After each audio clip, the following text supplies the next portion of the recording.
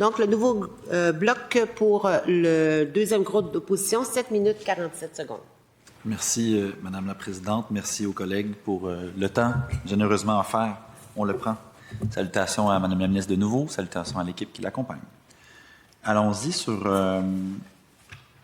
la question. Puis, M. Lupine, j'imagine que c'est le cas vous aussi, Madame la ministre. C'est la montée du masculinisme chez les jeunes hommes. Hein? On a lu des sondages ou des études qui nous disent que c'est 1 sur 5 qui trouvent que le féminisme est allé trop loin. C'est beaucoup. 1 sur 5 pour une affirmation qui est, somme toute, féministe d'aller trop loin. C'est pas... on aurait pu penser que c'était peut-être une génération ou 2 générations en arrière qui pouvaient dire ça de manière ouverte. Ça surprend que des jeunes hommes disent ça en aussi grand nombre. Je comprends que le rapport ou le plan d'action avait été adopté un peu avant l'arrivée de ces données-là. Qu'est-ce que le gouvernement fait ou peut faire davantage pour traiter cet enjeu-là de la montée en force du masculinisme chez les jeunes hommes au Québec? Bien, merci aux collègues pour la question. Effectivement, la montée du masculinisme, c'est très, très préoccupant et personnellement, je trouve ça vraiment préoccupant aussi. Et c'est une surprise, une mauvaise surprise, mais c'est une surprise de voir ça aller. On pensait qu'il y avait beaucoup plus d'ouverture de la part de ces jeunes générations-là. Et c'est pas, je ne veux pas généraliser, bien évidemment, mais cette petite portion-là de 1 sur 5, c'est de trop. En fait, on a la mesure 4 du plan de lutte contre l'intimidation qui est sous la gouverne du secrétariat donc de la condition féminine, en fait, sur la stigmatisation sexuelle des femmes. Donc là, on adresse des enjeux connexes au masculinisme en abordant notamment les propos que peuvent tenir des hommes sur l'apparence puis sur le comportement sexuel de certaines femmes. Alors, ce qu'on veut, c'est outiller le personnel scolaire et les familles parce qu'on pense que ça passe aussi par ça, une certaine forme de prévention, mais aussi d'éducation donc qu'on peut faire. Il y a aussi la mesure 17 qui est sous la gouverne du ministère de l'Éducation, donc on parle de polarisation des discours.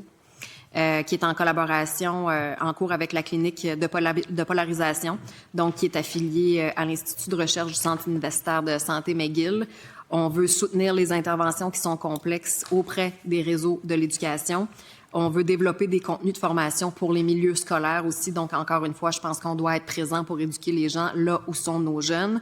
Il y a eu un webinaire qui a été diffusé le 12 mars 2025 qui s'appelait « Composer avec les discours masculinistes et en classe ».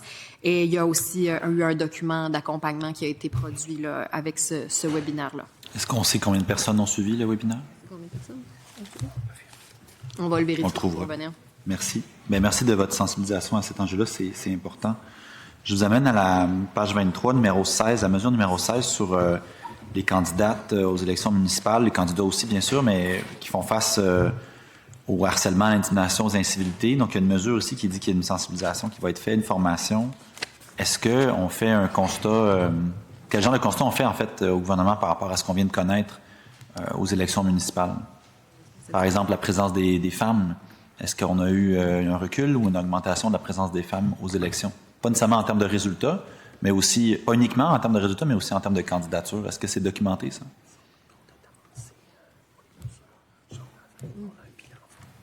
OK.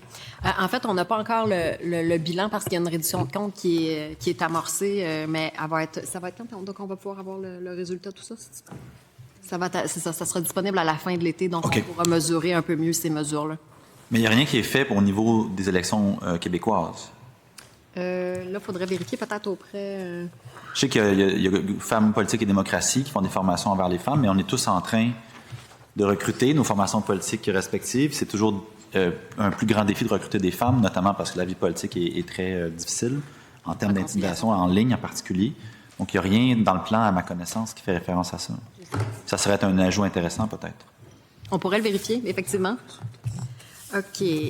Dans la mesure 16, on dit les directions régionales ont tenu 85 séances auprès de 1700 personnes intéressées à poser une candidature aux élections pour les former aux enjeux d'harcèlement et d'intimidation, mais je ne pense pas que c'est relié directement aux femmes. Mais oui, effectivement, il y a du travail à faire, bien sûr, pour le recrutement de candidatures féminines. Ça, le chiffre que vous venez de donner, c'était pour le municipal. Oui, c'est ça. Mais on n'a pas nécessairement un exercice équivalent pour le provincial, je le vois. OK. Merci. Dans le temps qui me reste, Monsieur le Président, Madame la Présidente, pardon, J'aimerais qu'on aille un peu sur la commission sur les impacts du temps d'écran et des jeunes. J'ai le plaisir de partager des beaux moments avec plusieurs personnes ici sur ce forum-là. La recommandation numéro 42 sur la majorité numérique à 14 ans, elle est toujours non réalisée. Laquelle? La majorité numérique à 14 ans. Ça commence à bouger dans le monde. C'est un consensus fort. Au début, on n'avait peut-être pas tous les partis politiques à la même place, mais l'exercice de la commission transpartisane nous a permis d'atterrir à la même place. Je me serais attendu qu'on ait peut-être quelque chose de réalisé ou de fait ou pas loin d'être fait à la limite sur la majorité numérique à 14 ans. Qu'est-ce que vous pouvez nous dire là-dessus? Bien, effectivement, je pense qu'on a tous été sensibilisés à cet enjeu-là sur lequel on se penche et on travaille. Je pense que la session n'est pas terminée. Donc, à voir. OK, mais là, vous nous faites un teaser intéressant. Là. À voir. Il reste 2 semaines. Ça serait en forme d'annonce plutôt que projet de loi ou... On y travaille actuellement. Il y a des options qui sont sur la table. Donc, à voir, c'est sûr que c'est une réflexion qu'on doit avoir actuellement. Je pense que c'est nommé dans la société notamment. Donc, à voir. Parce que ma compréhension, c'est que c'était nécessairement un projet de loi, mais peut-être que ça peut prendre différents chemins. On verra bien. À suivre. Sur le rapport de la commission, là, sur les différentes recommandations, il y en avait une quarantaine, une cinquantaine de mémoires. Est-ce qu'un document existe de synthèse de où est rendu le travail des différents ministères sur chacun de ces points-là? En fait, on n'est pas responsable des mesures qui étaient destinées à chacun des ministères. Donc, je pense qu'on a surtout les mesures qui concernaient la famille, mais peut-être que ça existe, là. Il faudrait juste le vérifier. Si ça existe, je trouve ça intéressant de le partager avec les collègues. Ouais.